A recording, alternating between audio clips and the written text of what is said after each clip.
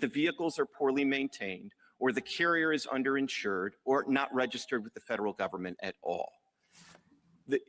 Nonetheless, my friends would immunize the brokers in all those situations. That cannot be squared with the plain text or with common sense. Indeed, my friends have to insert words into the statute, like direct link or direct connection, that are absent from the statutory text. This court should interpret the statute as written and not let the brokers off scot-free. I welcome the court's questions. Mr. Clement, what did the landscape look like before deregulations? And by that, I mean, who was responsible for the safety regulations? Was it the ICC or some other federal agency, or was it the state? So it was both the Federal Transportation Department or subparts of the Federal Transportation Department at the federal level and the states at the state level. So the old ICC regulated rates, prices, and routes, but it did not regulate safety. And that's really the regime I think Congress. Well, I'm more interested in the safety aspect, because I think much of what we're talking about will depend on what it means to regulate the safety of motor vehicles, including the operation. So I'm interested if you would detail the safety regime before the ICC was deregulated.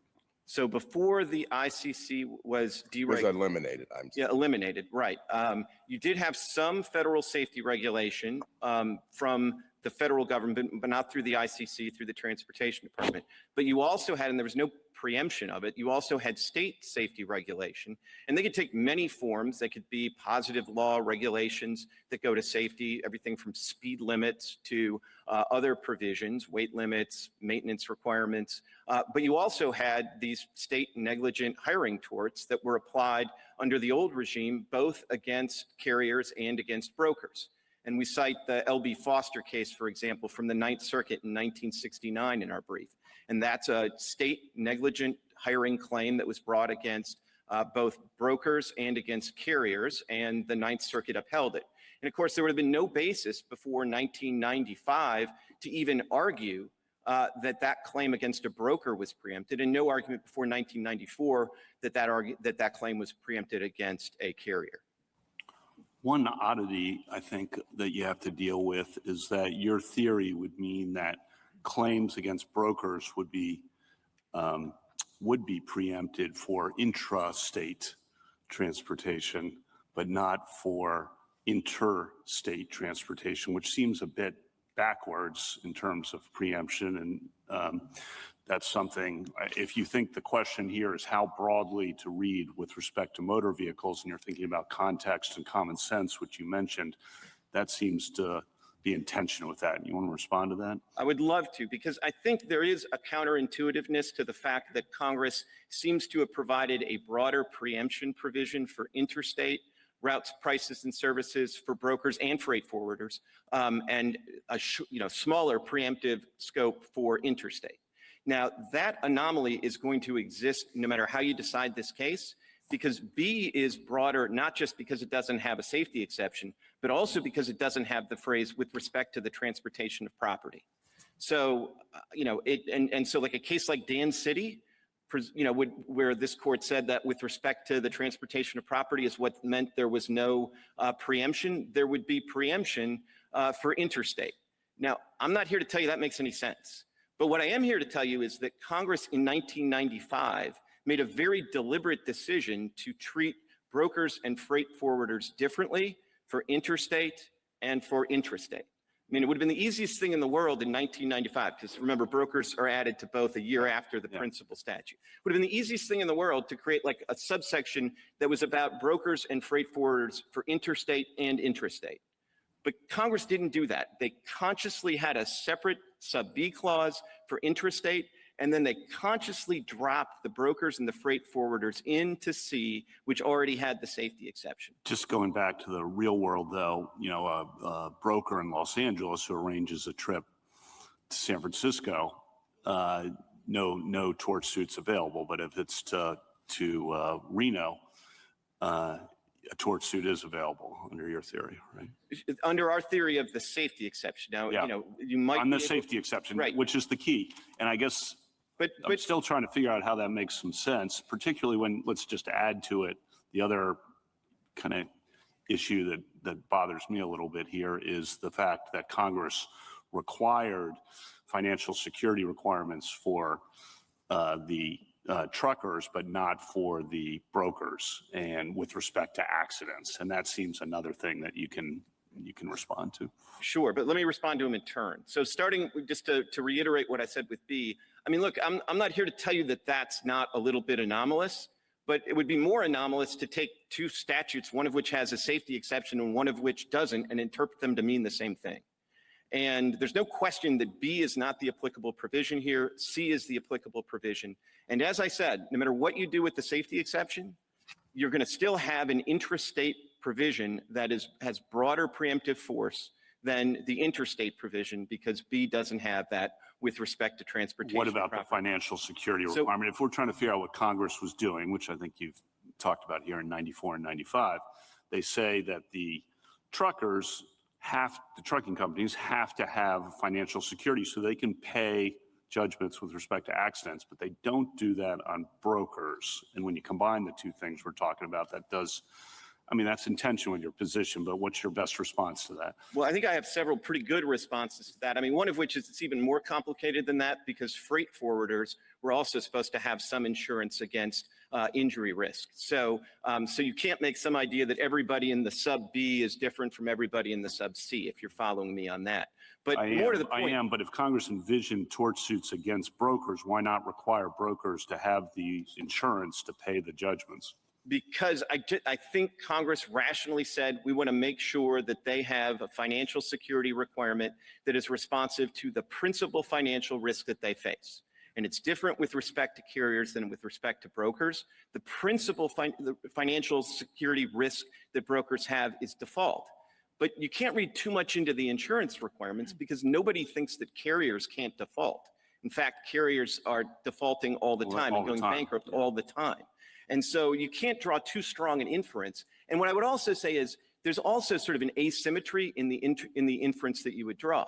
Because, you know, some lower courts, for example, have focused on that insurance requirement by finding that safety torts are not preempted in the Airline Deregulatory Act context. But that sort of makes sense, because it would be very weird for Congress to force a carrier to insure against a risk that is actually zero because the risk is preempted. So when Congress says you must insure against something, it's actually a pretty positive sign that there's not preemption. But I don't think it works the other way around. There's all sorts of contexts where you say things are not preempted and Congress hasn't even thought to make somebody insure against it. So I just don't think, I don't think there is a presumption against preemption in the express preemption context, but boy, you need something more than an insurance requirement to ignore the plain text of a clause that is designed to deal with the issue of preemption straight up. Can I take you back, Mr. Clement, to Justice Kavanaugh's first set of questions, the interstate, and you said you're not here to tell us that it makes any sense. Do you have a theory whether or not it makes any sense about how it came to be? I mean, why? I think that, it was a different Congress a year later. Maybe the interest groups lobbied a little different a year later. Maybe the same people weren't paying attention a year later. And again, though, I think the critical thing, though, is the one thing we can't ignore is that Congress made the deliberate judgment to treat interstate and intrastate differently. Now, if you really think they should be the same, then maybe that's a reason to not read the preemption clause to reach safety-related torts altogether, as lower courts have read the ADA. I mean, if the anomaly is really bothering you, that's the one way you can make the anomaly go away. Or I actually suppose, like the text of B is a little bit different, and it's so focused on intrastate rates, intrastate routes, intrastate services, that you could say that really, unless you're talking specifically about intrastate services, the preemption clause doesn't apply. But maybe it's best to leave all of that for a case that actually implicates B, because this is a C case. And Congress clearly said, with respect to interstate, at the moment it's creating this new exception for intrastate, brokers and freight forwarders. At the same moment, it says, what we're going to do? We're going to not treat brokers and freight forwarders the same way for interstate and intrastate. And when it comes to interstate, we're going to drop them into a preemption provision that has a safety exception. I think that's what you have to sort of try to interpret here. And then if you get to the safety exception, I think the question of whether these negligent hiring torts against a broker are with respect to motor vehicles is quite straightforward. And I think if you understand the nature of the 411 restatement tort, the whole reason that there is a negligent hiring tort in certain circumstances, but not others, is because you're hiring somebody to do something that has the possibility of harm, bodily harm to third persons rather. And what creates the threat of bodily harm to third persons in this context? It's the 80,000-pound motor vehicle that you're putting somebody behind the wheel of, or you're entrusting the cargo to. And that's true whether it's a tort against the broker or against the carrier. And so if I hire somebody to just like paint my house and they do a lousy job, like shame on me, but there's no negligent hiring of a contractor tort in that context, because just painting the house isn't going to pose a risk of bodily harm to third parties. So what really triggers this whole tort is a risk of bodily harm to third parties. And the only thing in this mix that poses that risk of bodily harm to third parties is the motor vehicle. So if you follow what tort we're talking about here, it really does make the connection to motor vehicles quite direct. Mr. Clement, could another way of thinking about this really be focusing on C, as you've encouraged us to do, and how it operates, what it's doing? It seems to me that one could conceive of this as C1, Congress coming in and making a change to the status quo. This is the deregulation point that you said. And they say in that section that this deregulation is occurring with respect to the economic aspects of the system. And then the safety clause, this part that we're all focused on now, is really just clarifying to some extent that what they have done with respect to preemption is leaving the status quo regarding safety. And so Justice Thomas's point was a good one. In other words, what was the status quo?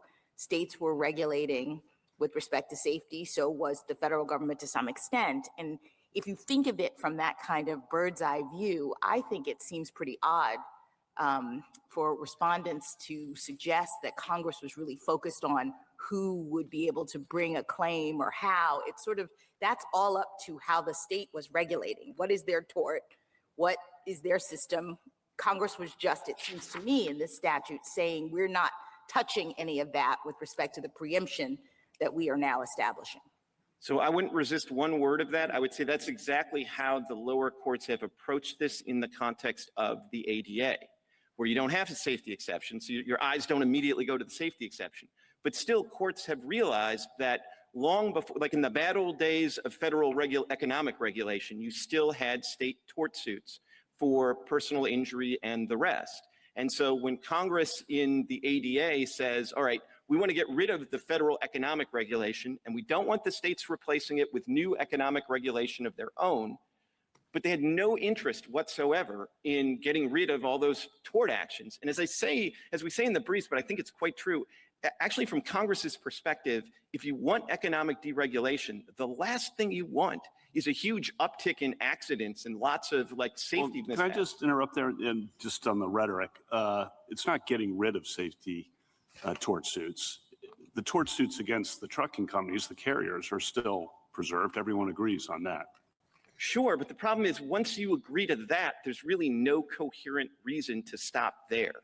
Like you're looking at the state tort, and the state tort is not I was just responding to your point about safety regulation being gone. No, safety regulation through tort suits still exists. Everyone agrees against the primary people who are going to be sued, as I think you've acknowledged, which are the truckers, the carriers. Yeah, and I didn't mean to get carried away with my rhetoric. My point was just like if you're a rational deregulator, but all you care about, you've Chicago school, you want economic freedom. The last thing you want at that same moment is for there to be new safety problems.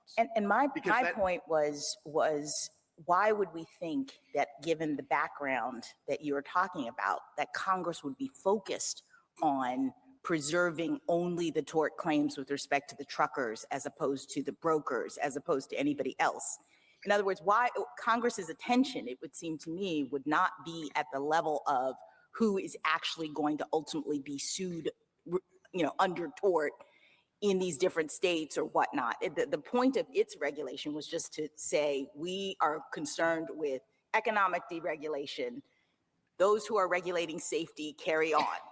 And under whatever state's law, if they have a particular tort, if they had it before, if it's operating, then Congress wasn't bothering that. If it applied to brokers as well as truckers, Congress wasn't bothering that. It just seems odd to me to think that we would read this statute and all that it's doing to have Congress caring about the particular defendants who are going to be sued at the end of the day. Again, I couldn't agree more. And I think if you look at that L.B. Foster case, 1969 Ninth Circuit case, I mean, that's a case where the plaintiff sued the shipper, the broker, and the carrier. And under California law, they were all liable. Now, some other state might make a judgment that we want to stop liability at the broker and not have it go to the shipper. Or another state might say we want to stop liability at the carrier. Maybe a state, I think it would be crazy, but maybe a state wants to stop it at the driver. All of those are judgments that the states get to make. And I don't think, as you suggested. So even if a shipper uses a broker who then hires a motor carrier, you think the shipper is included in this? I do. I think in a sense, that's a much more straightforward case. As long as the state tort reaches them, then the shippers aren't covered by the preemption clause.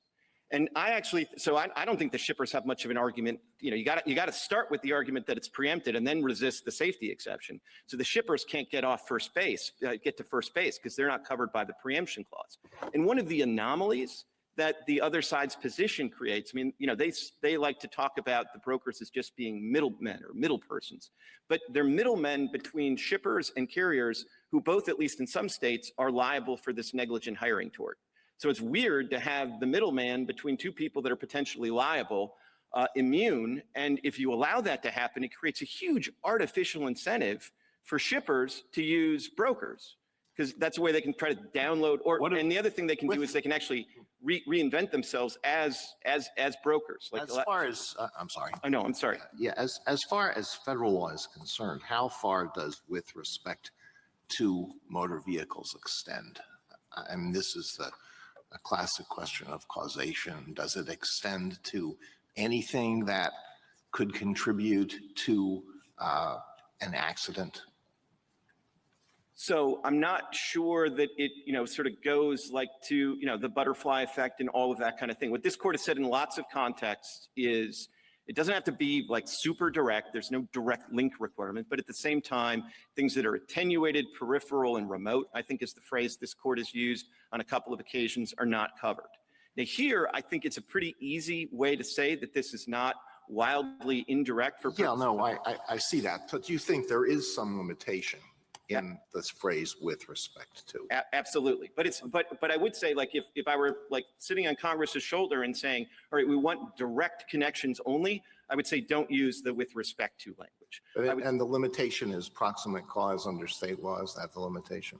Well, that's one practical limitation in this context, because you can't bring a tort against a broker under state law unless you satisfy the proximate cause requirement. Yeah, well, I understand this is pretty direct, but if something has to be some kind of directness requirement or a minimum link requirement has to be read into C2, then I come back to the question that Justice Kavanaugh led up with, which is the real anomaly, which is very hard to accept, that there's preemption for intrastate activity, but not for interstate activity. And I came to the argument hoping you were going to give us some brilliant way of reconciling these two provisions, other than just live with it. But I guess there is no such theory. If there is, it has escaped me. But as I say, I do think it's telling that you are going to have a broader intrastate preemption clause, no matter how you decide this case. The other thing is, I would say, that would really be letting the tail wag the dog. I've looked through all these cases. I think there are two intrastate cases. that I've been able to find. Maybe my friends have found more, but there are, dozens and dozens of interstate cases. And the intrastate cases I found have actually said there's no preemption on sort of the ADA. That's not what this is all about. So I think it would be a mistake to let the absence of the safety exception in B be the tail that wags the dog. What do you do with the fact that the brokers, I think the amicus brief of the Transportation Intermediaries Association, particularly pages 20 to 24, really go in detail of if tort liability extends to them, how are they going to assess and evaluate the safety of drivers in a particular trucking company? How are they going to figure out, do they have an alcohol drug issue? How are they going to figure out English proficiency, which of course is a critical issue at the current moment that's being discussed? How are they going to do this is the real concern that's raised in that brief and by respondents that I think is something you need to respond to. Sure, I'll try to respond to it, and I think it may be much more straightforward than you think in many cases. I mean, ultimately, like the legal answer is it's the know or should have known standard. But usually when you say that, sorry to interrupt, there's some way for the tortfeasor to protect themselves. And what they're saying here is in the real world of how brokers operate, it's very difficult. So I think it's going to be pretty easy for them to protect themselves by hiring quality carriers. And that's going to favor so this whole thing's going to really favor the large established carriers over the smaller carriers because they're going to default to that to protect themselves, I think, which is fine, but I just wanted the implications of your position to be understood. Look, you can be a safe small carrier, and here's the thing, and this is where they tend not to be as safe as the larger ones, correct? Well, some of them tend to be very unsafe, and some of them tend to be these chameleon carriers where their safety record is terrible, and then they show back up. And the situations where there should be liability is when the broker knows, or should know, that it's a chameleon carrier. If they've just been dealing with this carrier as, Joe's Trucking, run by Joe Smith, and then all of a sudden Joe Smith shows up, and this time it's Smith Trucking, the carrier's going to know that, the broker's going to know that. And here's one of the things that sort of helped me understand all of this, which is you have a number of situations where there is a captive carrier, where that carrier does only loads for C.H. Robinson. And so in that circumstance, C.H. Robinson is going to know every bit as much as the carrier is going to know in those circumstances. Now, there are going to be other situations, like say, they can protect themselves, but they can also protect themselves by asking some questions and having some screens. I mean, this is a case where C.H. Robinson's own policy says that they don't hire carriers that have conditional safety ratings, but they did it here anyways. So, so you have cases like that where, yeah, you can worry a little bit about how they're going to protect themselves, but they already take some efforts. And when they blow their own sort of standards, or well, they were relying on the federal government standards because the federal government regulates the trucking companies and kind of certifies them. That's probably not good enough, is what you're saying, which I don't I'm not taking issue with that, but that's what they've been relying on in the past, right? But the federal government regulates in a very minimal way, and the federal statute specifically says it's a minimum, not a maximum, and states are free to go above that. And I mean, you really can't underestimate. And for the carriers, that begs the question, but keep going. Yeah. I mean, the statistics that the amicus briefs have shown is that roughly 94% of carriers have not had a safety exam by the federal government. And the way this works is to get on the road in the first instance, you do not have to go through it's kind of less rigorous than getting your state driver's license for a car. So. Thank you, counsel. Justice Thomas, anything further? Would you take a minute and walk me through why you think, or why it's agreed here that subsection 2 regulates safety in intrastate cases? So, the argument would be that, if this were a B case, and I was trying to argue that safety is not preempted, what I would do is I would make an argument sort of like I would make in the airline deregulation context, which is to say there were these tort claims beforehand. They probably, the last thing anybody would have thought was going to be preempted beforehand was an intrastate tort claim. And all Congress was trying to do with B is to make sure when they deregulate interstate that there aren't these sort of confusing intrastate regulations of the same economic things. So that would basically be my argument. I could warm to it and try to get a little more textual and try to say that, it's written a little bit differently, and it really does focus on intrastate rates, interstate routes, interstate services of any freight forwarder or broker. And it's just a little hard to think of these like negligent hiring things as being sort of like distinctly intrastate. But it's a harder case than C. I'll grant you that. Was there ever any federal involvement during the ICC era with intrastate shipping?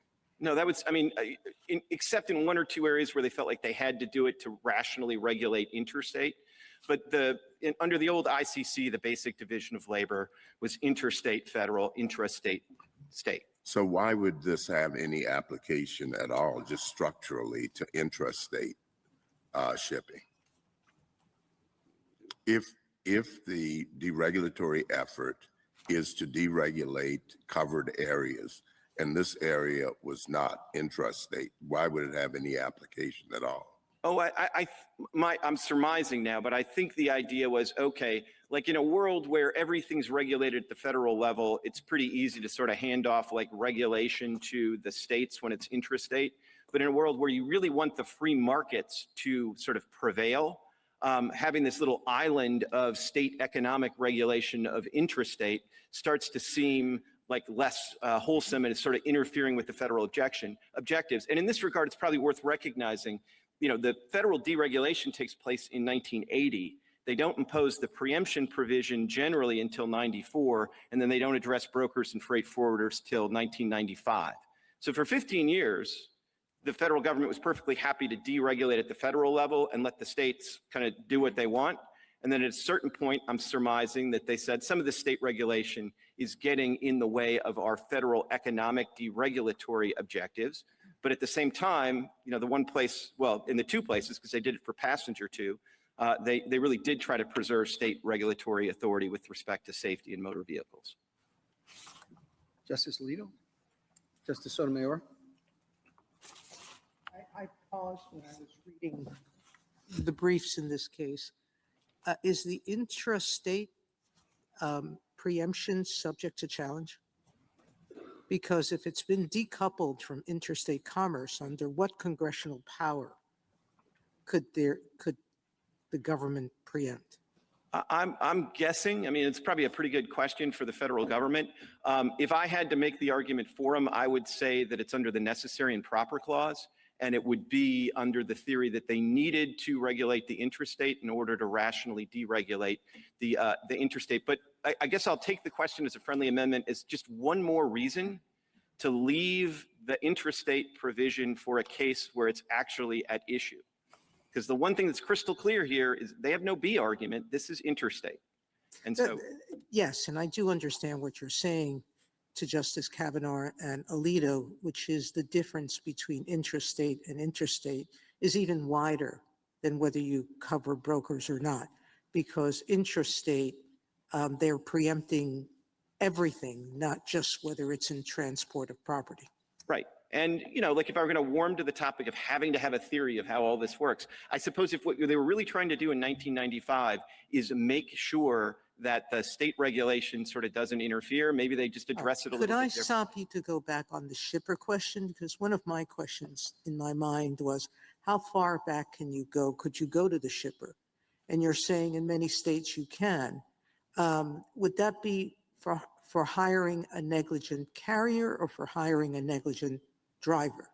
So meaning, is the liability automatic for the shipper? So under certain circumstances, and I think the most circumstances, it would be for hiring a negligent carrier. But I think it also could get to the driver level. I think, in a case like this, and this happens more frequently than you think. I think one of the other statistics in the amicus brief is some 50% of all carriers only have one driver. So particularly if you're a broker, you may very well know not just what carrier you're getting, but what driver you're getting. But your point is that the shipper would not be preempted under any circumstance. So this lawsuit doesn't have a defense under this act if you're suing the shipper. If you're suing the shipper, that's right. Now, there is an amicus brief here that's, or two actually, I think on behalf of shippers that are making what I think is kind of an extravagant argument that they are covered by the preemption provision, even though it obviously doesn't address shippers and it only addresses carriers, brokers, and freight. Do you happen to know if there are lawsuits against shippers that go on routinely? My understanding is that there are, but my understanding is that, it's also caused some shippers to start using brokers because It's a way to at least it try gives to you avoid- a colorable textual preemption argument to use a Got it. broker. Thank you. Justice Kagan? Mr. Clement, the government has an argument, I think it's the government, might be the respondents too, that your theory makes this with respect to motor vehicles phrase superfluous. I was just wondering what you would say about that. I was hoping you would ask. So I think there's a big problem with that argument because I think it sort of fails to appreciate how broad the definition of transportation is. And the statutory definition of transportation that's relevant for this part of the statute is reproduced at pages 18 and 19 of the petition, if you have that. But it's incredibly broad definition, and it's 23A. And the first thing in the definition is a motor vehicle. And then it then goes on to list 10 other things: vessel, warehouse, wharf, pier, dock, yard, property, facility, instrumentality, or equipment of any kind. And then there's a B clause that goes on and talks about services related to movement, including receipt, delivery, elevation. I had to look that one up and figured out they're actually talking about grain elevators. Transfer in transit, refrigeration, icing, ventilation, storage, handling, packaging, unpackaging, and interchange of passengers. So there is an enormous amount of things that come within the broad definition of transportation that do not involve motor vehicles. So there is no superfluity problem here at all. And I would say that the breadth of that definition of transportation is maybe one more reason to think that maybe you should decide this case either just on the safety exception, or maybe you should say the preemption clause doesn't apply here at all to safety torts, a la the lower court handling of the ADA cases. Because somebody gets injured on a wharf or a pier or a dock, there's no way that's with respect to a motor vehicle, or it could certainly not be. And it'd be pretty weird if that were preempted. But of course, the old ICC had a pretty broad sense of what it got to regulate, including the routes and charges and services for like a grain elevator. So I do think there are real reasons for caution here, but I'm glad you asked the question, because I do think the more you appreciate the breadth of the statutory definition of transportation, the less persuaded you would be by that superfluity argument. Thank you. Justice Gorsuch? Justice Kavanaugh? If you prevail here, I just want to pick up on what brokers will need to do. So you prevail here, then you're counsel to a broker, say, and the broker is worried about, the issue the Wall Street Journal focused on yesterday, the English language proficiency of drivers who can't read signs, okay? And so the broker says, I don't want to select a carrier that hires drivers that are not proficient in English language. How do they do that? And do they need to do that? And how do they do that? Because that's a lot of the current discussion is, there are a lot of different issues, but that's one that's currently in the current events. So complicated question. I'd probably give them a pretty long memo. And, I'd start by saying, I'm not sure these like English language requirements are really sort of safety regulations with respect to motor vehicles. And maybe they are. But I think that's a debatable question sort of at the threshold. Well, why And then- not? If you can't read, if you're hiring drivers who can't read the signs, that seems like a safety issue. If you say so. I like. Assume that's true. Okay, Keep assume going that's then. true. Then I got to I want to address whether I'm violating some other federal law by discriminating on the basis of English language proficiency. And I haven't sort of thought all that through, but it's not obvious to me that you can do that. But assuming you Well, can. the federal government now tests for that for the drivers. Yeah, I bet that's being challenged somewhere. But let's assume that, we're on to the last part of my memo. We'll assume that that's also legal. Then I would say, okay, you can use large carriers, but if you do, make sure that they have an adequate testing program. And if you do, you're done. And the carriers will have every incentive to have that themselves, because everybody thinks the carriers are liable. So if we don't have problems with the two threshold questions, then the carriers are going to have to do it. So the brokers should be in a pretty good position. They just have to hire carriers that actually have a reasonable policy for dealing with that. And if they want to have smaller carriers, that's great. But they just need to. Same for, let's say, drug use. Yeah. They're asking the carriers, they got to get something from the carriers that say, we're checking our drivers for drug use, alcohol background, safety checks, prior accidents, all that. Right, but what you don't want them to do is not even ask that question Right. and then hire somebody who's cheaper and then, because, you know, one of the reasons I think that you do want them to have some duty of care in these circumstances is this is a margin business. Yeah. So if, you know, if they don't have any sort of incentive to internalize any of the costs of not asking the question, they really have no good reason to ask the question. They want to hire the cheapest carrier. So the real world effect, again, and I think this may help your position, so this is not a hostile question, is the brokers are going to be really digging into the carrier's safety background checks of drivers if you prevail in this case. And that, I don't think you should shy away from that. I just want to make sure that's what's you think is going to happen. Yeah, but I think I worry a little bit about digging into because you know, Well, in fairness, they don't want to get sued for millions of dollars, so they should dig in, shouldn't they, if you're their counsel? I tell them as their counsel, I'd probably say out of an abundance of caution, dig in, but I would also say I wouldn't like be alarmist about this because the carriers, everybody agrees the carriers are going to have to do this. Mhm. And so as long as you're not hiring fly-by-night carriers who aren't doing it and have the minimum $750,000 of insurance, and you can hire small, you can hire, small is beautiful if they do it right. But you do have to sort of ask those questions and make sure that, they're in a position where they're doing everything they can. And then if you do that, I would think the broker is not going to have a problem if it's asking the hard questions of the carrier. Thank you. Justice Barrett? Mr. Clement, assume that this is just an assumption, assume that I think C1 doesn't apply and it's not preempted. What would be the advantage of deciding this case based on the safety exception rather than the preemption provision? So the principal advantage of deciding this case on C2, on the C2B or whatever it is, that might not really move you if you actually don't think it's preempted under the principal preemption provision. But the principal... Yeah, I said that backwards. I mean, say that I think you might win under C1 because I don't think it's preempted. Why Right. would I decide it? Or is there any reason to decide it? Under those circumstances, there's not much, but I will say this, I think the question about whether the ADA preemption provision applies to safety-related torts is a hard one. And I think if anything you say about the principal preemption provision here is, I think, going to have some carryover effects in the ADA context. That's, after all, why the Airlines for America filed an amicus brief urging you to sort of decide it that way. And I think you might want to hold that issue, which is a tricky one, harmless.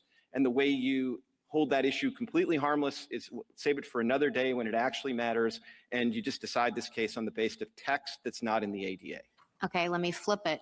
Let me say that I do think it's a hard question. I'm very skeptical about whether the preemption provision applies or not. Is there anything and let's say that I think that you win under the safety exception.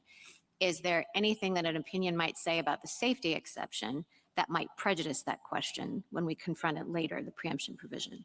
I don't really see how it could because it's text that's not in the ADA. And I suppose everything I'm saying about the ADA would also be if you ever do get one of these B cases with intrastate, that would be another thing that you're not prejudging if you decide this case just based on the text of the safety exception. Same on C1 because the text is the same in the ADA.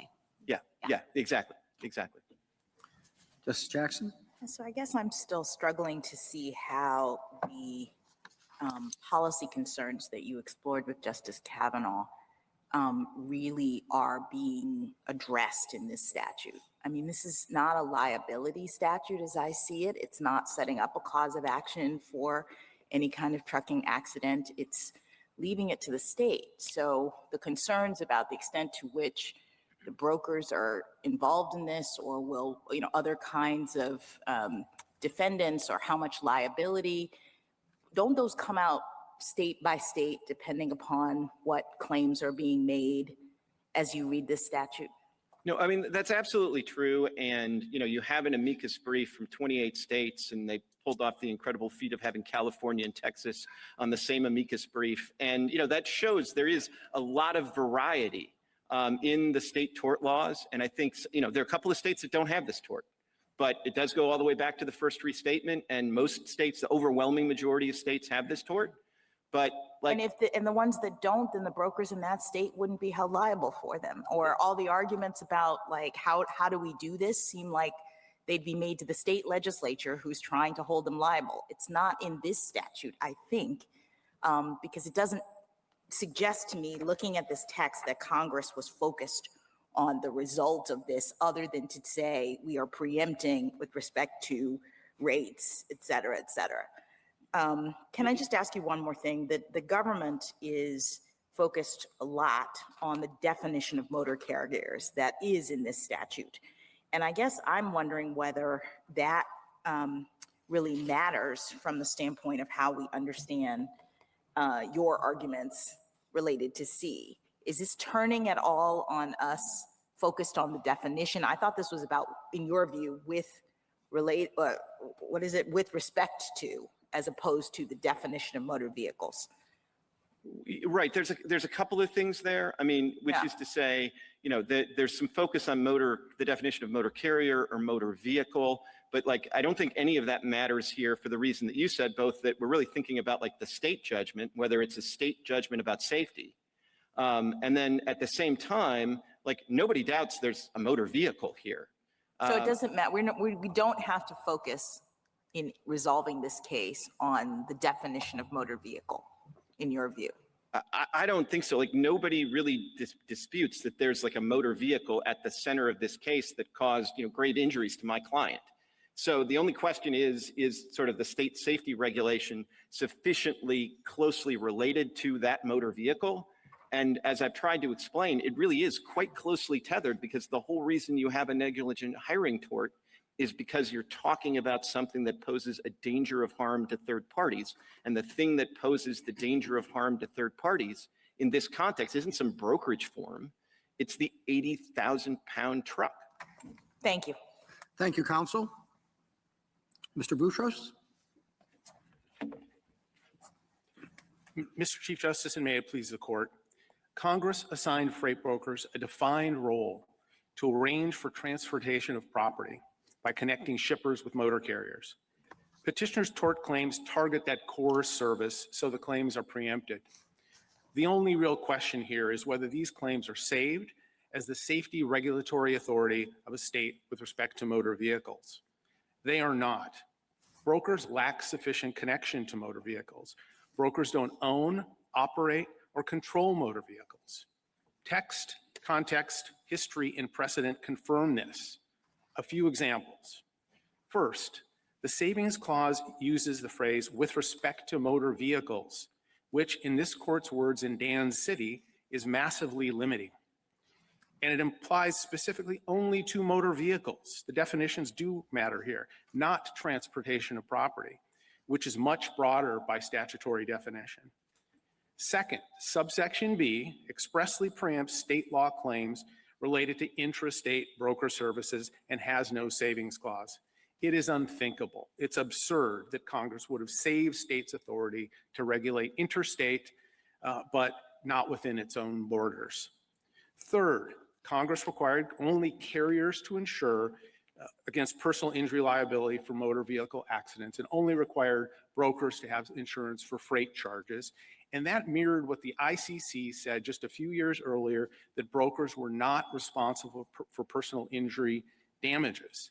And it was the expert agency. Finally, this isn't a deeply rooted tort. We challenged petitioner to find one single negligent selection case involving a federally licensed broker in American history and at common law, and they came up empty.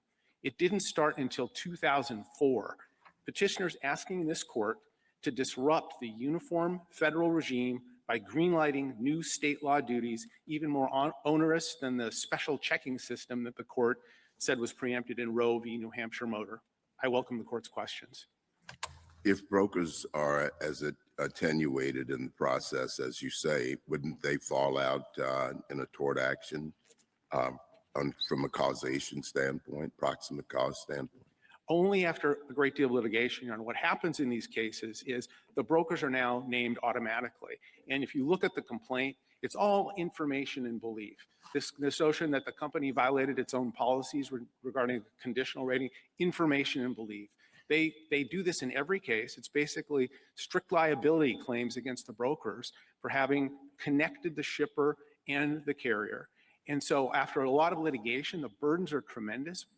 C.H. Robinson is a big company, has many, many of these cases pending when it did nothing wrong and when the drivers and the carriers did nothing wrong. So it burdens interstate commerce. And Mr. Clement was arguing for a patchwork, the very patchwork that Congress intended to end, of states imposing their varied standards. But you mentioned that you can't find cases from an earlier time. Isn't that a part that brokers are playing a more pronounced role now than they did in the past? Well, my client's been around for over 100 years. Brokers have been involved all along in the process. The cases, I love the L.B. Foster case that Mr. Clement banks his whole case on. It was a 1969 case involving a shipper. The broker was not even an issue on appeal, who had hired an unlicensed broker, so there was a broker involved, and an unlicensed carrier. That's the best they could do. There wasn't a federally licensed broker or federally licensed carrier involved. His restatement example, Your Honor, he wants us to ignore what the ICC said in 1987, that brokers are not responsible for personal injury liability, and assume Congress knew that in 1934, the restatement cited a case about a hotel concierge whose omnibus was broken, so he hired someone else to take people to the train depot. That's the history he's relying on. The reason there isn't a history on this, Justice Thomas, is that the ICC and the federal regime was viewed by the states and by this court in Castle as being the entity that says whether carriers could traverse in interstate commerce. So there were no, states could not deem a carrier or a driver unfit. That would thwart the federal licensing regime that existed then and that exists now. What was the treatment by the ICC of intrastate shipping, purely intrastate? And there were certain products that were not covered by the ICC. How were those treated? I think what the ICC would have they would have captured those in its regulation to the extent they were within the chain of interstate commerce. And this goes to some of the questions about Section B. I do think the quote from Mr. Clement that he has no answer, no idea why Congress would have had preemption intrastate be complete with no saving clause, but to have saved these claims interstate. But I think that to the extent that in the chain of interstate commerce, and this goes to Justice Sotomayor's question about constitutionality, I think there is a connection between purely intrastate activities and interstate commerce in some instances. The other point I wanted to make is the briefs in Mr. Clement today really hammer on this notion that Congress was looking at economic deregulation and safety. Of course, it was not touching. It clearly cared about safety. The FMCSA, the expert agency that now exists, has enormous federal power over safety and 700 pages of regulations. And it's in a partnership with the states who endorse, I think most if not all have endorsed the safety standards of the federal government. Yes, it cared about it as in the way that you're talking about, but really the relevant focus, I think, needs to be on what it was doing in this statute.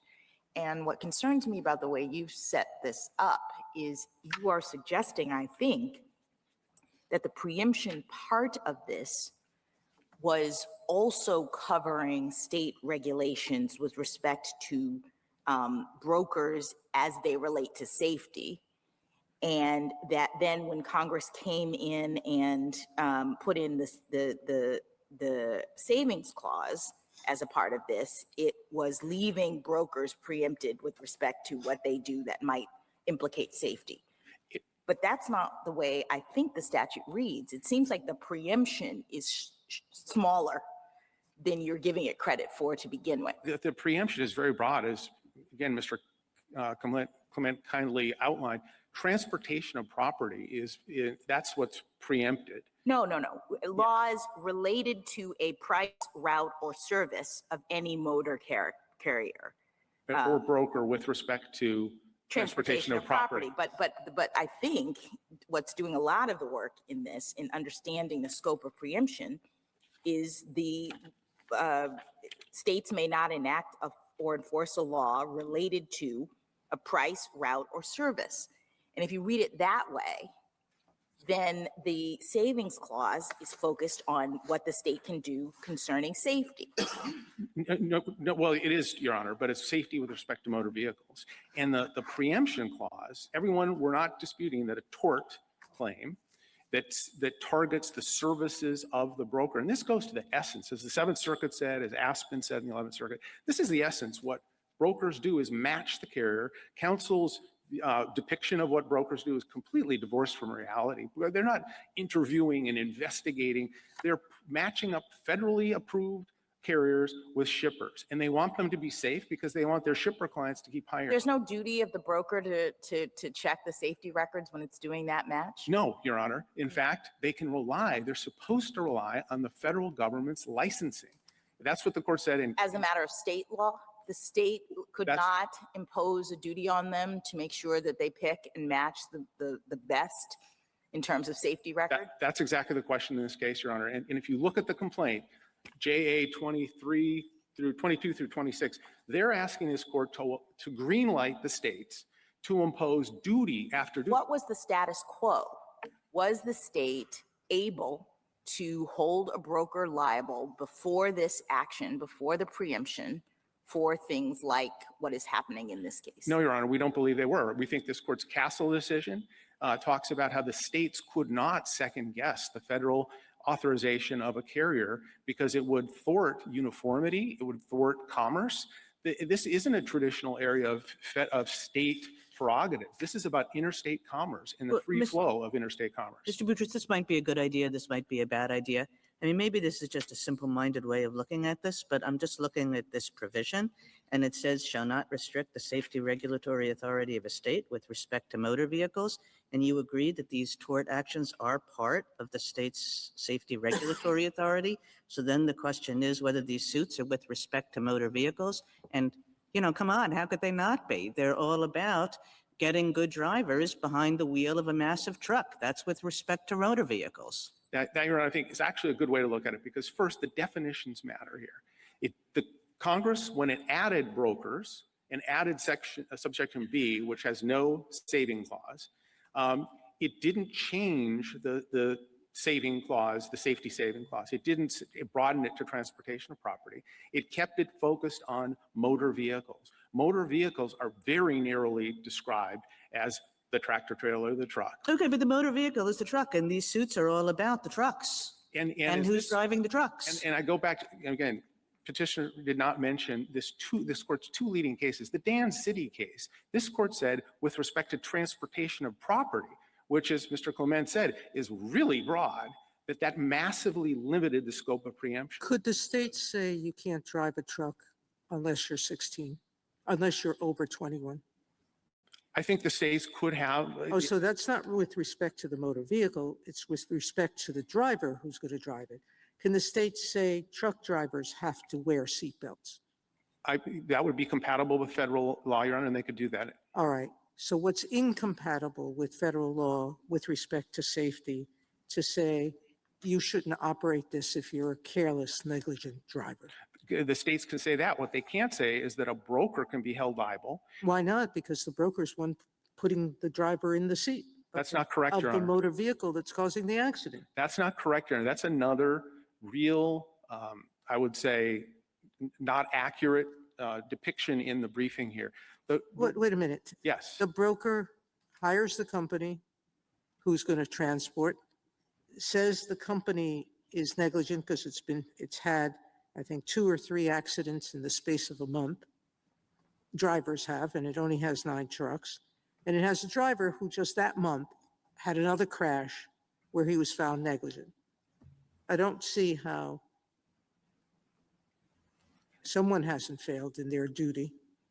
Yes, Your Honor, that would be the carrier and the driver. The broker doesn't know all that. Well, then that's a defense, counsel. Yeah, it is a defense, and it's also why they're. But it's not, it doesn't answer the substantive question of whether it could be held liable if it had a way to check. If it was required to check this special checking system, and I go back to Roe, where this court said that the main statute there that would have required the carriers to check to see if the packages were going to be directed to a minor shipping tobacco, that would have imposed this patchwork and would have imposed this extra duty on the services of the carriers. And so Safety regulations always create a patchwork. No matter what the safety issue is, there's going to be different state requirements. And so the patchwork exists as just because of the exception. But can I address that, Your Honor? Because Section 31141, which both parties cite, seeks to eliminate that. It gives the Secretary a pretty broad power to preempt after decision. So while the states can enact their own safety regulations, they must be compatible with federal law, consistent with federal law, even if they're stricter. And if they burden interstate commerce because they create a patchwork, and we're talking about driving through multiple states. Here it was Ohio, Texas, and Arkansas, I think. And so you need to have the certainty that you can traverse those jurisdictions lawfully.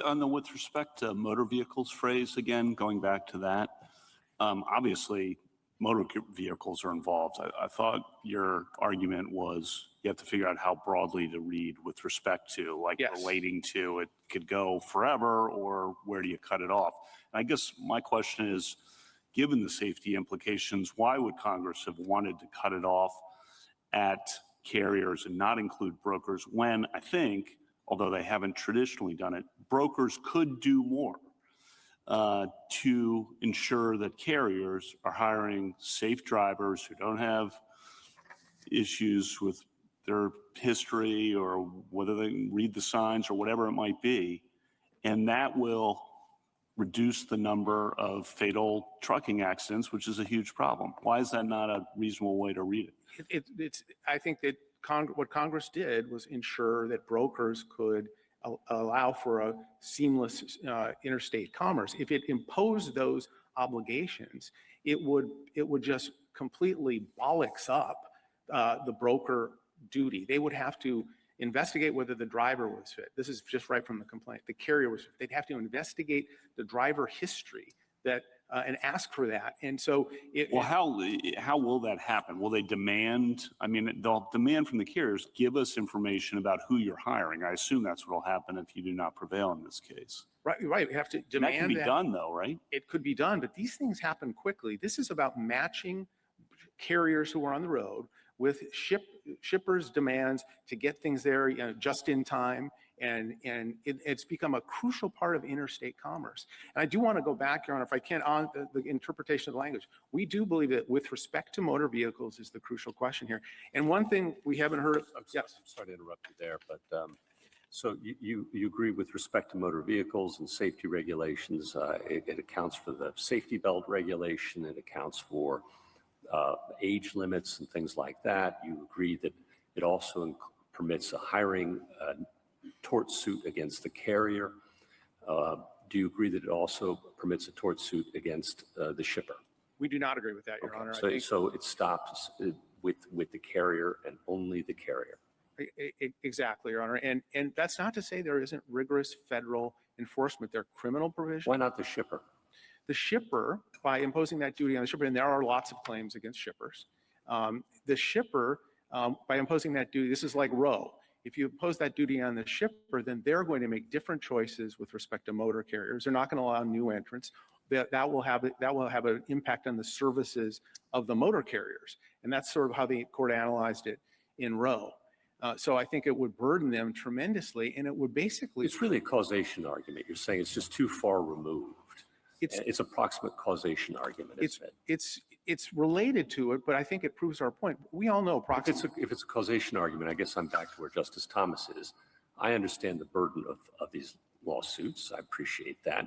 But if you're, to the extent your argument hinges on causation, that is built into the state tort system in these cases. I suppose if there weren't approximate cause elements required, that might be a matter of some consideration. But there is. The problem with that is it is baked into the state system. They want to be, in the words of the Ohio brief, laboratories of democracy. They're going to have varied standards. They're going to create a patchwork, which would cause brokers and shippers and well, right now we have approximate cause standard before us, right? In this case. Well, that's because petitioners asking this court to assume Congress was thinking about proximate cause. It was thinking Well, I'm about. asking about the claim in this case. There's a proximate cause. Yes, there is. But the problem is it's a nebulous concept. And I go back to the definitions and with respect to motor vehicles. Motor vehicle safety is defined as the performance of a motor vehicle in a way that protects the public interest against unreasonable risk of accidents occurring because of the design, construction, or performance of a motor vehicle. So when Congress used motor vehicle with respect to motor vehicle, it was, in this court's words, massively limiting the scope of the saving clause. And here, the brokers are too far removed. They don't touch the vehicle. They don't control it. They don't know what vehicle is going to be used. They don't know who the driver is, but they're performing a function relying on the federal authorization and licensing, which is what Congress intended. And so I think it's really important. And on the federalism point, I think the Nebraska brief points out that under this regime, the state with the most plaintiff generous tort principles and proximate cause principles, they'll rule the United States. Everyone will have to adhere to those standards or avoid that state entirely. And that's why Congress felt that preemption was important here. How difficult is it for a carrier to be authorized under federal law? It's not nearly as easy as petitioners suggesting. Again, I think the regulations and the statutes speak for themselves. They have to show that they're fit. They have to show that they meet the various standards, that they will agree to hold drivers to certain standards. They do audit carriers. A lot of these complaints, we disagree with them about the FMCSA, but if that's a complaint, well, then they could do more or go back to Congress. And going back to the insurance point, yes, some carriers don't have significant insurance. Do the federal authorities insist that someone who's seeking authorization show that they've done background checks on drivers, that drivers can read signs, that drivers don't take drugs, don't have a history of alcohol abuse, any of the things that would contribute to a real safety threat? They're required to do that and accomplish those goals to get federal licensure. If they don't do it, the FMCSA can take away their license. So there's a rigorous system. Thank you, counsel. Justice Thomas? I think I alluded to this before, but has there been an increase in the role of brokers post deregulation? There has been, Your Honor, and it's contributed greatly to our economy and to commerce and the free flow. How significant? Significant, Your Honor. So it was No, I mean, how significant has the increased role been? I think back before deregulation, there were more, less than 100 brokers, and now there's thousands. Most of them are much smaller than C.H. Robinson, which is another reason not to impose these brand new duties. Justice Alito, anything further? Justice Schwartz? Sotomayor? There's, Amici says somewhere between 6,000 to 9,000 motor carriers registered with the FMCSA every month. You're going to tell me that they have the resources to check every one of those new entrants and all the existing ones to see whether they're following the rules? They require that the carriers swear they will I am asking conform. you, do you believe the agency has anywhere near the resources necessary to adequately vet all of those applicants and keep on top of the operation of the people who already are licensed? It's a significant task, Your Honor, and probably not. They couldn't do it with respect to everyone. All right. But So Congress did one thing. It exempted motor vehicle safety. You still haven't given me a reason in this context why, with such a capacious word like "with respect to," that we should read it narrowly instead. Your Honor, in the spectrum, related is the gold standard for breadth and preemption. With respect to is used next to related in section C1. So Congress clearly was thinking of it differently. This court, in cases like Presley and Lamar, which the 11th Circuit cited and the Chamber of Commerce brief cites, this court said with respect to means direct relationship to or impact on. And here, to hold someone liable for negligence with respect to a motor vehicle where they had no ability to control it or inspect it, and those duties that, Your Honor, or the big group of carriers, now that would be imposed on these brokers who aren't safety experts, who we'd have to hire an army to do what they're asking the court to greenlight. Justice Kagan? Justice Gorsuch? Two things. You said it started in 2004. Why? Because the creative plaintiffs bar decided to start bringing these cases against brokers and to establish, bring them into the case to have additional targets. That's what's really ironic here. The notion that Congress, when it preempted claims against Because brokers, some of the carriers couldn't pay? Or I think some of them couldn't pay, or they wanted to have additional potential defendants. And so they're not asking this court to restore or protect long-standing state law. They're asking this court to authorize the states to become laboratories of democracy, to creatively adopt a patchwork of new duties that will really hamper interstate commerce and defy Congress's intent. And then you've had, I think, law against you in the Ninth Circuit since 2020. So, and you've talked about, oh, this would be difficult to impossible. What have brokers been doing in the Ninth Circuit since 2020? Because I assume they have adjusted their behavior in response to that. And They've been, Sixth Circuit as well. yes, they've been litigating because they're getting sued still repeatedly.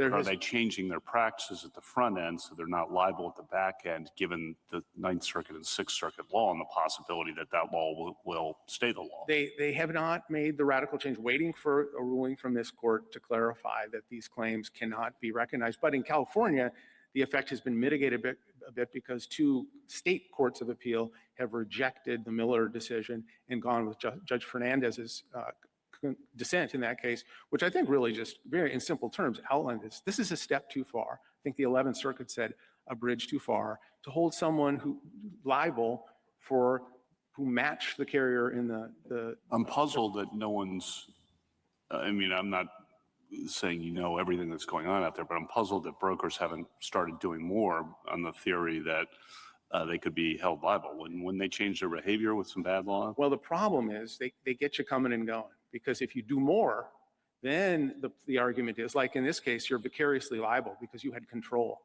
So if you don't do enough, they say you should have inspected like you were the federal agency.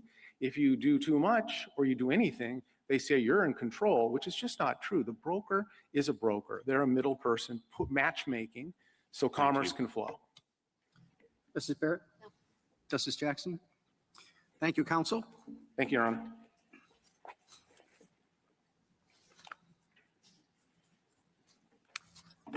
Mr. Joshi?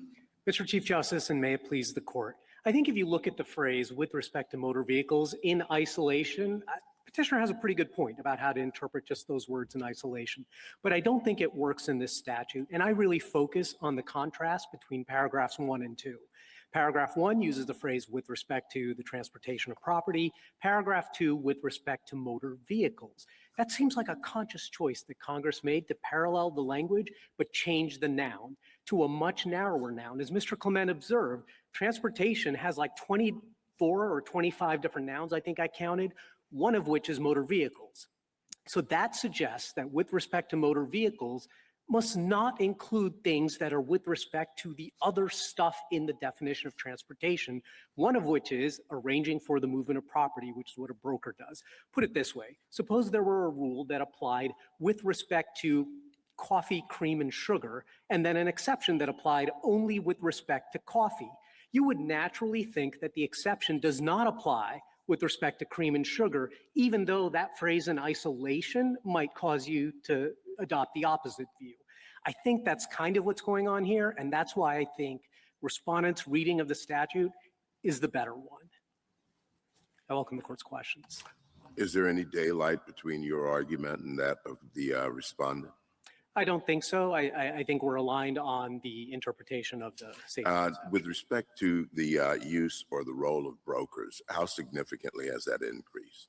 I agree with what Mr. Boutros said. It has increased markedly. Before the deregulation, there were only several hundred brokers, is my understanding. Today, there are approximately 25,000 federally registered brokers operating, from small sizes to as large as C.H. Robinson. What role did the ICC play in regulating transportation in intrastate before deregulation? I don't know exactly the extent of the role. My understanding is that they generally would have thought that intrastate regulation has a substantial effect on interstate commerce. And so to the extent there would be inconsistent rules, as both Mr. Clement and Mr. Boutros mentioned, the Castle case is from the 1960s, I think, and that really exemplifies these things. Illinois there, had certain regulations for trucks, but this court said that Illinois cannot use a violation of those in order to revoke the operating authority, even for the intrastate trucks. Counsel, both the counsel for respondent and for petitioner were asked a fair number of questions about B1. And I don't want to evaluate it, but I think they were basically each saying they don't quite know why it's there. And I wonder if the federal government has an answer. I think my answer is that Congress did not view the safety exception as reaching these kinds of claims against brokers and freight forwarders. And so I don't think there is an anomaly, and there certainly isn't if you adopt respondent's view of the safety exception. Now, what Mr. Clement said, first he said he has no idea, but that's just how it is. He said, regardless of this case, I think he said there's going to be this difference between intrastate and interstate anyway, but I don't think that's correct. The first thing he pointed to was that B does not include the limiting phrase with respect to the transportation of property the way C1 does. But you don't need that phrase in B because the only entities covered in B are freight forwarders and brokers. And the only thing those guys do is act as middlemen for the transportation of property. That's what they're statutorily defined as being. So you don't need that limitation in B. You do need it in C because it applies to motor carriers, which can have their cars on the road, not engage in interstate transportation of property. So I don't think that works. So I really do think there's a huge anomaly here that Congress in 95, where we all acknowledge claims against brokers were not preempted before 1995. And then Congress decides in 95, we need to add brokers. And the way they do it is they, as Mr. Clement said, insert them in C and add this provision B. And it just makes no sense whatsoever that a Congress interested in preempting claims against brokers would leave greater state authority over interstate broker services than intrastate. That is so weird. I am unaware of any preemption regime, express, implied, field, conflict, obstacle, whatever, in which that's how it works. It is so bizarre that I think you really should look at the safety exception the way respondents do, because that's the only way to. But let me ask you a question, Mr. Joshi, because I think we could also believe that Congress was really interested in making sure that safety was top of mind, priority. And the problem, I think, with the argument and the way that you've set it up is that you are assuming away any responsibility that a broker might have for safety. Your argument depends, in a way, on us accepting what you've said, what Mr. Boutros said, that brokers are just operating as middlemen. They really don't have anything to do with safety. And I guess I don't understand why we have to believe that Congress shared that view, as opposed to Congress thinking, well, to the extent that brokers are involved in safety, that's going to come out in the tort suit as a causation issue. And so we don't really have to take a position on which individual defendants are actually responsible for safety. What we want to do is make sure that safety regulations are preserved, that safety is top of mind for everyone. And if brokers really are the kinds of middlemen that Mr. Boutros and you say, they're ultimately not going to be held liable, because either the state's not going to allow this kind of tort suit on the front end, or they're not going to be held liable because they're really not a big player in this from the standpoint of tort law. Why can't that, to me, is perfectly consistent with the view that petitioners have and make your view seem a little odd. So two responses to that. Well, First, I agree. What you just said is consistent with what Mr. Clement says, but obviously I disagree with it. So a couple of statutory points that I think show that Congress, in fact, was thinking that brokers wouldn't be responsible for safety. So they did share the view that Mr. Boutros and I are advancing today. Number one, on the safety exception, it would have been the easiest thing in the world for Congress to just repeat with respect to transportation, just like it had half a sentence earlier, or just leave it out But entirely. wouldn't the easier thing to be to and say something about brokers in the safety exception? I mean, if you're right, and they shared this view that there were certain individuals in the chain who are just not going to fit, then I would think we would see that language in the safety exception, right? Sure, Congress could always be more clear, but what I'm saying is that Congress's choice there suggests that they did not necessarily view it this way, but there's more. There's much more. Congress has an entire several chapters of the U.S. Code in Title 49 that deal with safety, addressing carriers, safety of motor vehicles, driver qualifications, and they're all addressed at carriers. Not a single one is addressed at brokers. And I'm going to now invoke, they say the exception sometimes proves the rule. In 2012, Congress passed a statute and they added a provision, and that provision makes transportation intermediaries, which I think we all agree includes brokers and freight forwarders, liable, and it says, you should not coerce a driver or a carrier to violate all these numerous safety rules that apply only to carriers and drivers. As a matter of federal law. As a matter of federal law. Right. And so it's a little bit odd. No, but what I'm saying is this statute expressly preserves the scope of state safety regulations. So it's no answer, I think, to point out that Congress under federal law would not have held these brokers liable. The question is, what were they doing when they said, here, we are preserving state ability? Right. No. I took your original question to be, why do we think Congress shared the view that brokers would not be responsible for safety? And what I'm saying is the entire federal scheme is set up so that carriers and drivers who, to use tort law terms, are the lowest cost avoider in terms of safety, are responsible for safety, and they have to pledge that they're responsible for safety and obey all the safety rules as a condition of federal registration. And then brokers select from the pool of registered carriers. Well, that makes perfect sense if, in fact, there is the federal authorization does involve some inquiry into the safety of carriers. And do you want to say something about that, how it works as a practical matter? As a practical matter, you're right, and Justice Sotomayor was right earlier.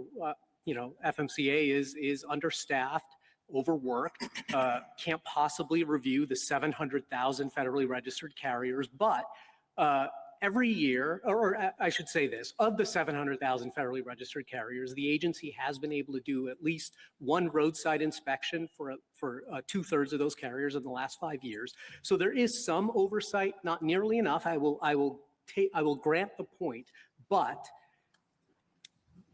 carriers who violate their requirements under the statute or the regulations, not only can the agency revoke their operating authority and go after them, there is a federal private cause of action against a carrier who violates the federal requirements that an injured party can bring against a carrier for violating it. In fact, there's one against brokers too.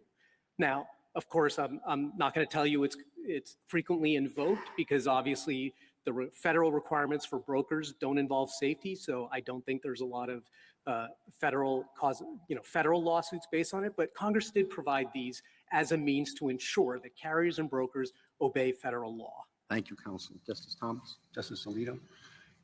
C2 wouldn't come into play unless C1 applies. Could you just say something briefly about why C1 applies? Yes, because a broker is defined as someone who, I'm looking at 13102 sub 2, the back end of the definition, arranging for transportation by motor carrier. That is literally the service of a broker.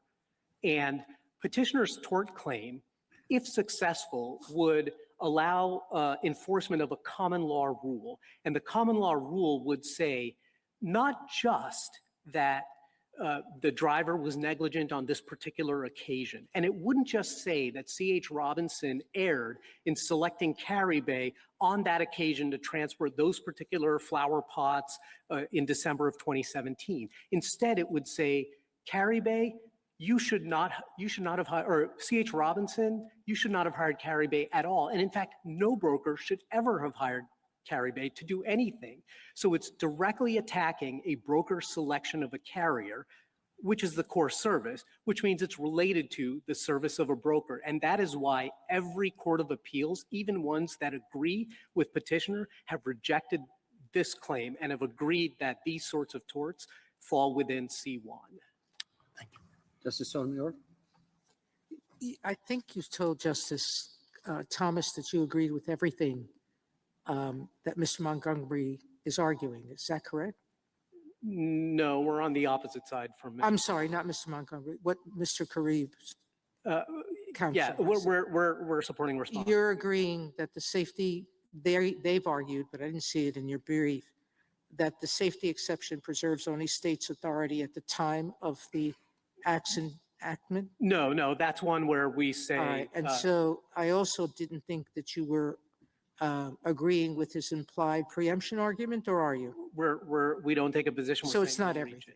reach it. I agree with everything Mr. Boutros said at the lectern today. So right now, you would have it that the federal government is not imposing any safety obligations on brokers, and you're saying, despite the exemption for safety with respect to motor vehicles, neither can states. So nobody's checking what they're doing. Brokers are required to pick from among the pool of federally registered carriers. That's what does the work here. And So even if someone has had 1,000 accidents and it's well known, no broker's ever liable. the carriers would be liable for that, but correct. The broker, as long as they still I are. just want to know the Yeah, end result of your argument. it- No one's checking, that and no is- one's going to be liable. That is, well, carriers are liable, but that is what we think the federal system is, how it's supposed to work. Carriers are responsible for safety. How It about should be registered. shippers? Are you agreeing with your adversary? We Shippers?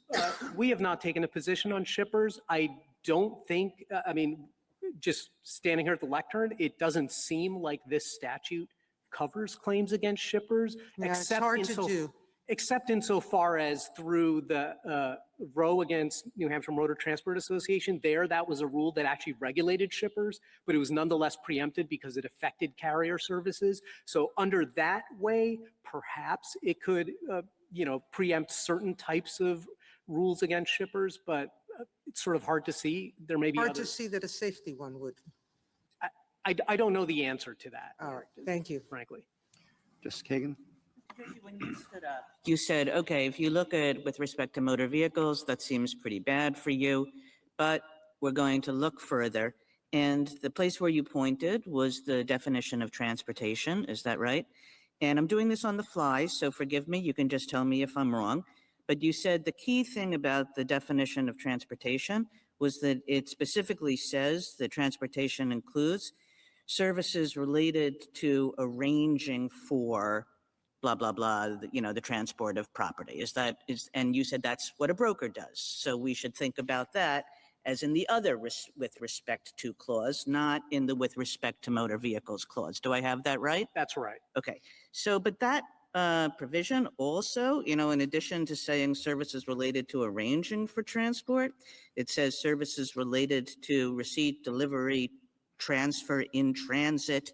It has all these other verbs in it too, which it seems to me would apply to the motor carriers themselves. So if we want to apply that same theory of the case, we would have to take out the motor carriers from the with respect to motor vehicles phrase.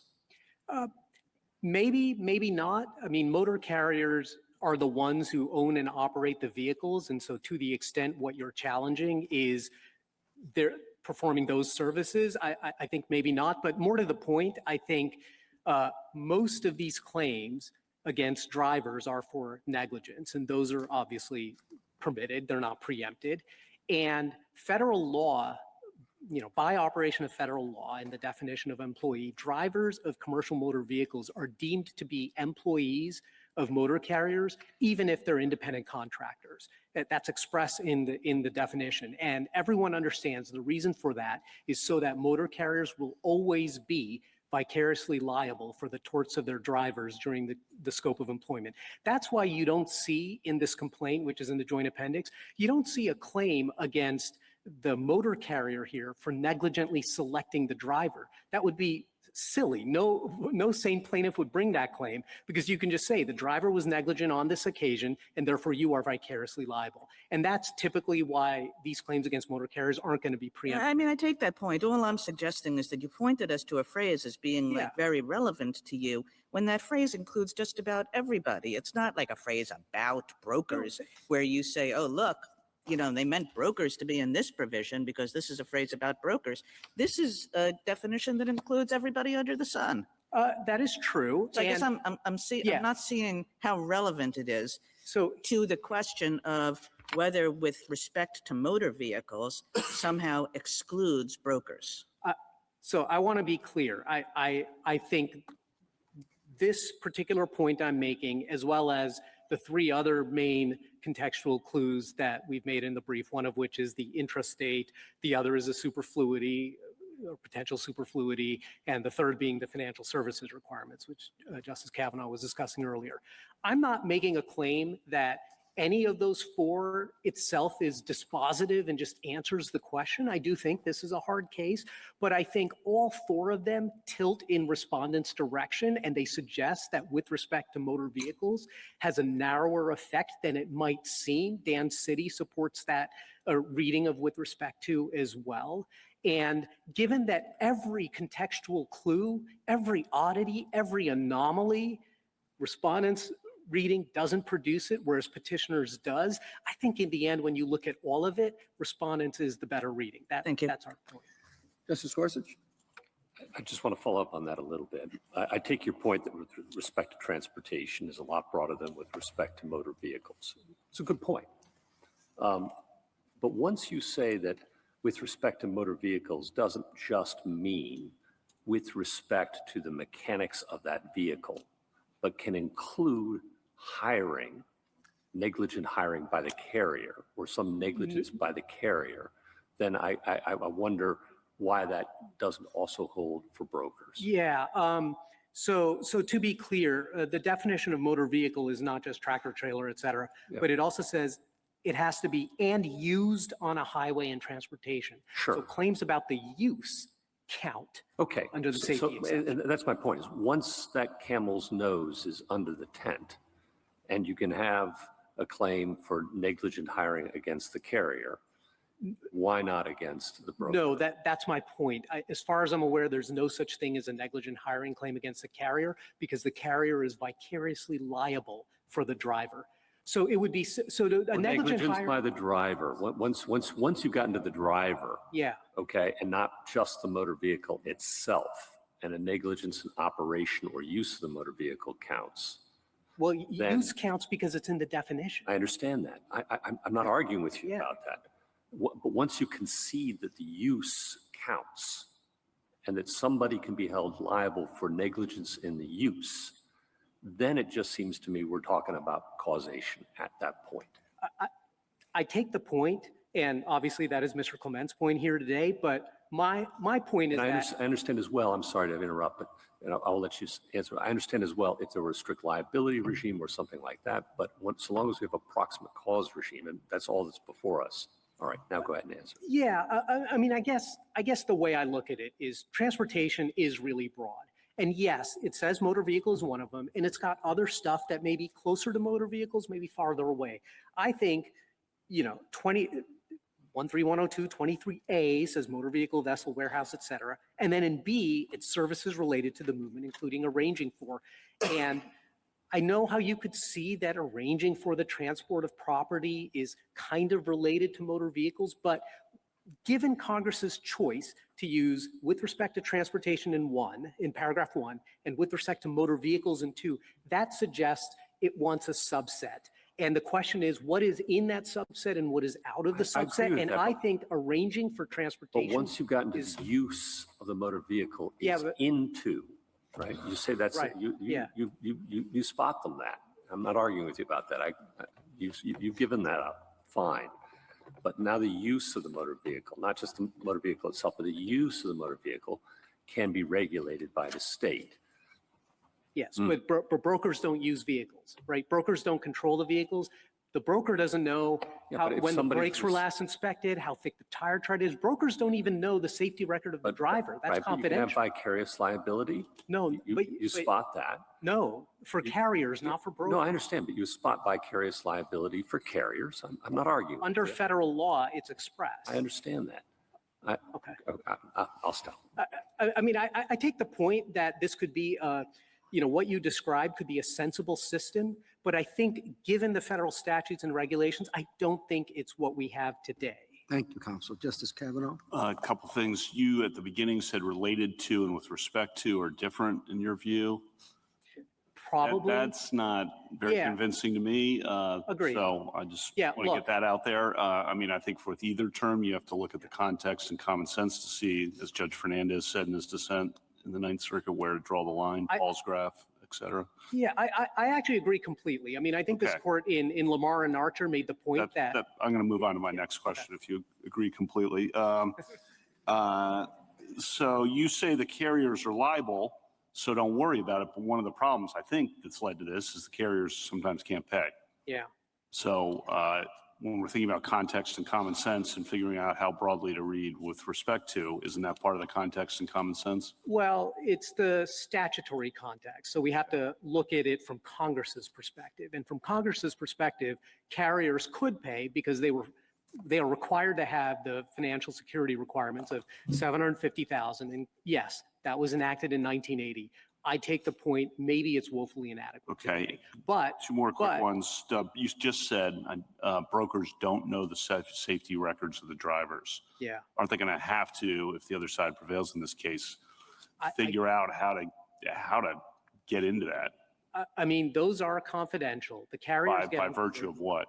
By privacy laws and federal law when FMCSA reviews it. So right now, I don't think brokers have a practical way to get it. And what that means is that brokers will, as some of the amicus briefs point out, and as I think Mr. Clement just candidly acknowledged, that brokers are going to follow the, no one ever got fired for buying IBM principle, and they're just going to go to the largest carriers. It's going to be FedEx, UPS, JB Hunt, Penske, et cetera. That leads to my last question, which is, again, context and common sense. And their position is going to mean fewer truck accidents. There are going to be fewer trucks. There are going to be fewer carriers in the market. Fewer truck accidents where people get killed. And they say because brokers are going to dig in and not hire or arrange with shaky truck drivers. That could well be true, but that would be a result of there being fewer trucks on the road, which means worse interstate commercial motor delivery services. I mean, if petitioner's tort claim is successful, it's going to take the pool of registered carriers that federal law says brokers can pick between, and it's going to shrink the pool. That is contrary to Congress's deregulatory purpose. Thank you. Justice Barrett? Justice Jackson? Just want to give you a chance to explain as quickly as you can what your surplusage argument is, because the way you've defined this, you have motor vehicles as a subset, not as the whole thing in terms of the preemption. So why would there be surplusage here? There would be a surplusage on petitioner's reading of the statute. Petitioner seems to suggest that with respect to just means concern, and it can be a pretty lengthy chain, pretty indirect. I mean, I think Mr. Clement today at the lectern said indirect. He wants it to be interpreted the same as related to in Morales and, the ADA cases, which includes indirect connections. If that's true, then every single thing, as I think Justice Kagan was pointing out, in the definition of transportation arguably is indirectly related to a motor vehicle, which means that the safety exception. Although he says, I'm sorry, he says with transportation, a property is like grain elevators. It has nothing to do with the car or with the motor vehicle. He's got transportation of property much broader. I don't know how you get the grain into the elevator or out of the elevator without a motor vehicle. So I would think that on petitioner's logic, that claims about that would also be in. So I think if you take petitioner's interpretation seriously, then the safety exception basically reads the same if you blue pencil the phrase with respect to motor vehicles out of the statute. Thank you. Thank you, counsel. Rebuttal, Mr. Clement? Thank you, Mr. Chief Justice. Just a few points in rebuttal. First, a couple of times my friends on the other side have crept into this alternative theory that really motor vehicles should be limited to owners and operators. Obviously, those words aren't in the relevant statutory provisions, and as we point out in the reply brief, as a practical matter, something like 45% of carriers don't actually own the vehicles. They lease them or they belong to the driver. If we're going to talk practicalities, I think one really important number that's practical is that 94% of the registered carriers out there on the roads haven't had any meaningful federal safety inspection, the kind of annual inspection you have. You get the registration, and then hopefully within about a year or so, you get the fuller inspection. But 94% of the carriers out there haven't gotten this federal inspection. So it would be really nice if state tort law provided a backstop to a federal system that's not really doing a lot. On the B point, my friend from the Solicitor General's office said, you know, the freight forwarders are just middlemen. That's not actually true. And that's why there is this requirement that they have some personal injury liability insurance. They do more than the brokers. But the point is, brokers aren't just middlemen, at least in many of these cases. I talked about the cases where the carrier is actually captive. All they do is take C.H. Robinson loads. That's all they do. They don't serve any other broker, or they don't serve shippers directly. In that situation, C.H. Robinson knows, or should know, every bit as much as a carrier. The issue of and one other point on this is the practicalities of this. There are services out there right now that tell brokers more safety information that's available based on the federal records. C.H. Robinson doesn't want to use those, but other brokers do. Maybe that's why C.H. Robinson is a defendant in more of these cases than some of the other brokers. There's more that brokers can do. There was some discussion of a patchwork. That really doesn't work here, because they concede there's going to be a patchwork with respect to the carriers. And this whole regime on safety allows for a patchwork. It's the federal safety regulations are expressly designed as a minimum, and states are allowed to go above and beyond the minimum. All right, there was some discussion of this L.B. Foster case, and my friend said, well, that's not such a great case for Mr. Clement because that was an unregistered broker, an unregistered carrier. But the problem is their theory sweeps so broadly that you can't hold a broker liable for negligently hiring a completely unregistered carrier. There are some cases like that, and that just doesn't make any sense whatsoever. That's complete negligence, and there's no reason there would be immunity there. There was some brief discussion of the Castle case. That old chestnut, if you take a look at it, it basically says Illinois can fine drivers for violating their state law. They just can't literally bar them from the state. But, you know, this is a situation much more analogous to the fines, that there would be liability. It's going to mean if it's a single company driver, like it might put the carrier out of business. This particular carrier here has dissolved itself as an Indiana corporation, but I think that's probably a good thing, not a bad thing. Some discussion just about how to resolve this case. I would say if you are convinced that we win on C2, then I would urge you not to say anything really definitive about C1. My friend is correct that all the courts that have looked at this particular issue with the safety exception staring them in the face have all said that C1 provides preemption. But the hard case is going to be in the ADA context. The hard case is going to be if there ever is a B case. There probably won't, because there's so few that are purely intrastate. But the hard case is going to be when you're staring at that preemption clause and there is no safety exception to sort of back it up. So I would urge you, if you think C2 applies here, just leave C1 for another day. And then I'm sure I missed some of the subtlety of the Solicitor General's officer point about the coffee and the cream and the sugar and all of that. But the thing is, if you have one of these like McDonald's torts where the problem is the piping hot coffee spilled in your lap, I would say that's a tort with respect to coffee. And for the same reasons, this is a tort with respect to motor vehicles. This case doesn't have to be that hard. The thing that triggers state tort liability is an 80,000-pound motor vehicle. That's what devastatingly injured my client. This is a case with respect to motor vehicles. We'd urge you to reverse. Thank you, counsel. The case is submitted.